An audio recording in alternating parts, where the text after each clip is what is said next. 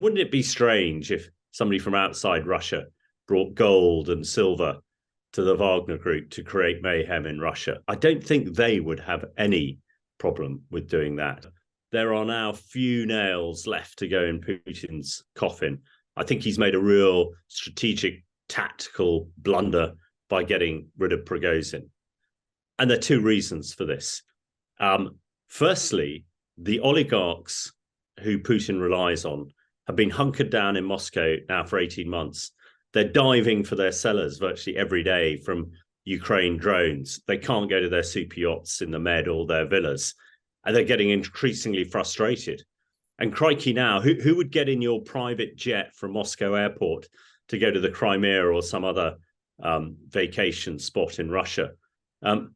Probably no one. So I think it is them who are now seeing, what a devastating impact on the Russian economy this war is having. And these people, because their loyalty is gold and diamonds. Yeah, it's not anything else. And I feel the rumblings of them, and they are more likely to get rid of him than the mothers of Russia, who is seeing 250,000 of their sons dead and brought back in. These are a bunch of mercenaries. They're hired hands. My experience of mercenaries is that they bid to the highest bidder, whoever's prepared to pay for them. Now, sure, they might have been loyal to Russia because it was Russian gold that was lining their pockets. These people are, they're not nice young boys and girls, out of schools and convents. These are people out of prisons. These are murderers and rapists. They've got their freedom, and now they want to make as much money as possible.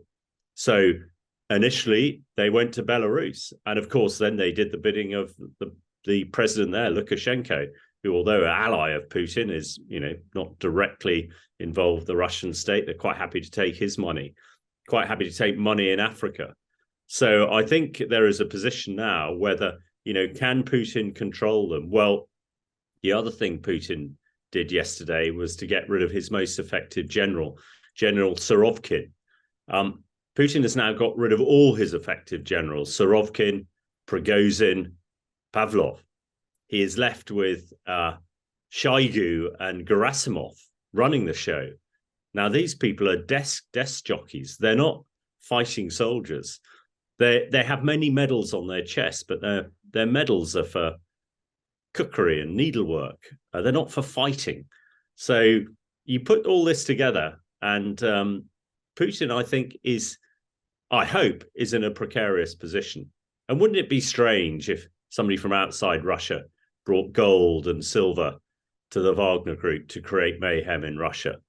I don't think they would have any problem with doing that. So we shall see over the next, I think it's going to get messier before it gets better. And people will say whoever replaces Putin might be worse. Well, he might be, but whoever replaces Putin is not going to have an army to threaten the West for a generation.